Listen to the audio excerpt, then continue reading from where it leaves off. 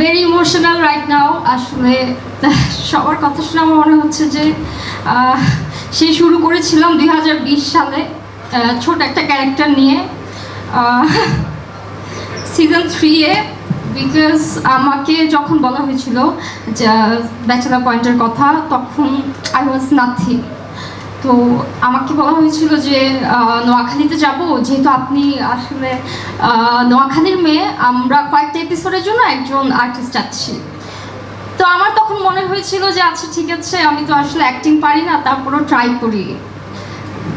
সেই ট্রাই করা থেকে আসলে সিজন 3 থেকে এখন সিজন 5-এ চলে আসছি আপনাদের সবার ভালোবাসায়। আসলে আমার অডিয়েন্স না থাকলে এটা সম্ভব হতো না। অ্যান্ড কাজল আরফিন, অমি ভাইয়া, আসলে আমি কি বলবো, I am very emotional right now. Because আমি কখনোই ভাবিনি যে সিজন 5 পর্যন্ত আমি আসবো। যখন কোথাও যাই সবাই আসলে এত মানে কাছের মনে করে। দেখা যায় কোনো মার্কেটে যাচ্ছি, সবাই বলতেছে এরিয়ল আমি আর শিমুল্লা কোনায়, as if I am a girl next ডোর। এত আসলে রিলেটেবল করে ফেলেছে আমাদের ক্যারেক্টারটাকে সবাই, যে মানুষের মনে হয় যে আমরা হয়তো বা তাদের আশেপাশেরই কেউ একজন।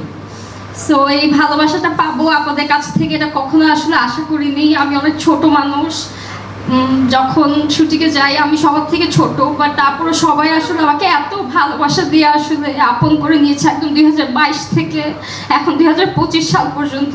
So of course I am grateful to you all, thank you so much.